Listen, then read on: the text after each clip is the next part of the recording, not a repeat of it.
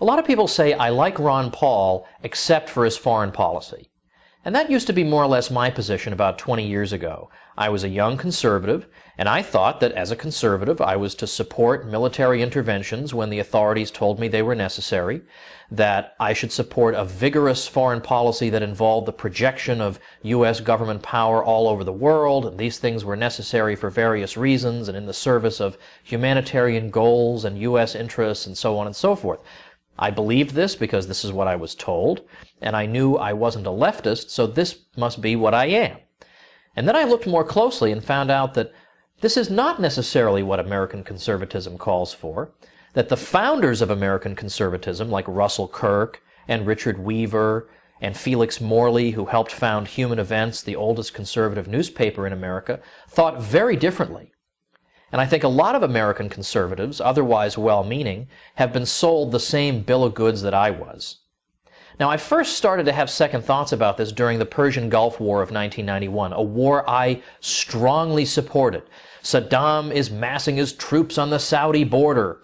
His soldiers are taking babies out of incubators and throwing them onto hospital floors. I bought into the whole propaganda line, we gotta stop Saddam. He's going to take over the world. Like, I bought the whole thing because that's what I'm obligated to do.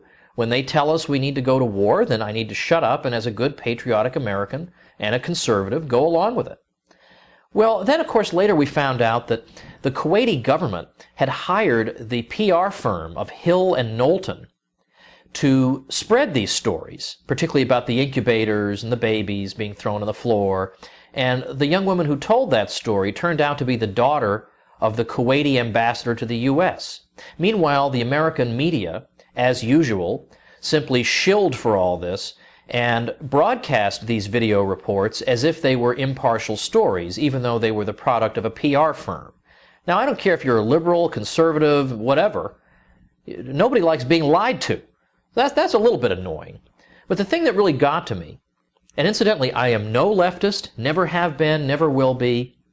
I was the vice president of the Harvard Republicans at the time, and moreover, one of my books is one of the top-selling books in the history of the Conservative Book Club. So I'm not some outsider who doesn't know anything about this. But during that war, I remember hearing about 100,000 Iraqi troops being killed, and many of them being incinerated as they were retreating. And a lot of these troops are, young kids who don't even know, what they're doing. They're there against their will. And I remember thinking, as much as I supported that war, and my roommates can attest, I did, I remember thinking, well, this is really disturbing. I mean, these people, here we are having Bob Hope specials and parades and so on and so forth, and countless innocent people are mourning the deaths of their loved ones, and countless civilian casualties as well. I mean, people are suffering in ways we Americans can't even imagine. And I'm celebrating with a Bob Hope special? I just couldn't quite get around that. It just seemed inhumane and wrong to me. And then with the passage of time, as I read more, and I read more of the conservative critiques of all this, I began to think that as somebody who opposes moral relativism, how can I support this? And as somebody who laughed at people who wrote for Pravda and who would search heaven and earth looking for evidence to support what the Soviet government's position was on some area or other, I was doing the same thing for the U.S. government. People I would say were sociopathic liars 99% of the time, but when it came to foreign policy, suddenly they were infallible. And whatever claim they were making, no matter how transparent the propaganda, I would spare no expense to go around finding some sort of corroborating evidence to support my wise overlords in Washington. And again, I thought this was just good conservatism. But we don't believe these people when it comes to anything else. We believe them to be liars about everything domestic. Why do they suddenly become angelic and infallible when it comes to foreign policy? Why do we treat Pentagon press releases as if they're sacred scripture? Think about what you are supporting. I mean, we're talking about, with this most recent Iraq war, at least hundreds of thousands of deaths, 4 million people displaced. Imagine your own child and an air raid siren going off and explosions everywhere, and how terrified your own helpless child would be. Well, other fellow human beings are enduring this very thing in the name of purposes that are still obscure to us to this day. Oh, sure, they gave us humanitarian rationales, but come on, we're not in 5th grade anymore. You have been sold a counterfeit of what was once a dignified intellectual tradition. I was sold the same thing. In fact, Russell Kirk, whom I mentioned earlier, Russell Kirk is considered to be the intellectual founder of American conservatism. And he argued, looking at the Persian Gulf War of 1991, that not only was this an unjustified atrocity, but that George H.W. Bush should be strung up on the White House lawn for war crimes. Now, are we going to call Russell Kirk, the founder of American conservatism, an anti-American leftist? Or are we instead going to consider the possibility that maybe conservatism has been so distorted by know-nothing radio talk show hosts that we wouldn't recognize it if it punched us in the face?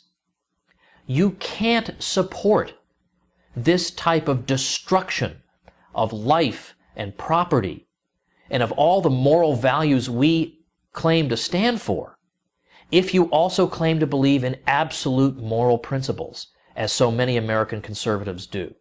In short, conservatives need to be just as skeptical of government claims made about foreign policy as they are about government claims regarding domestic policy.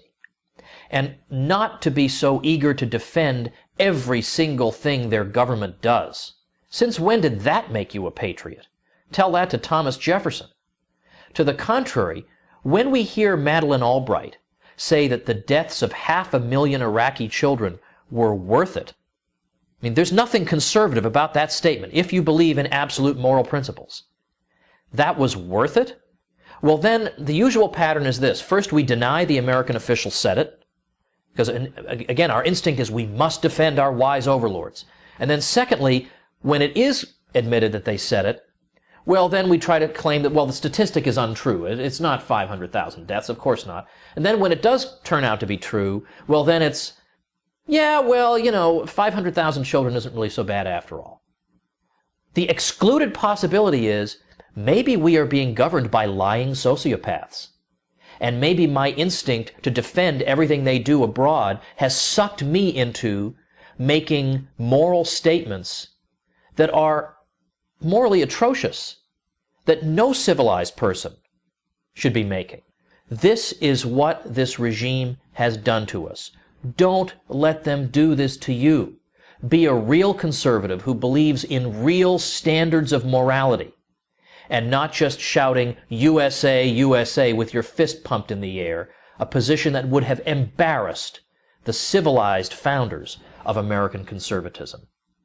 Now, if you would like to emancipate yourself from the destructive modes of thought that have been encouraged by the neocons, by the fake conservatives, then I encourage you to head over to tomwoods.com/war, where I've put a bunch of resources up that will help you rethink some of these positions you have been misled into adopting. I know I was misled into adopting them, and I am very glad that now I support the true position of freedom and conservatism, which is non-intervention and peace.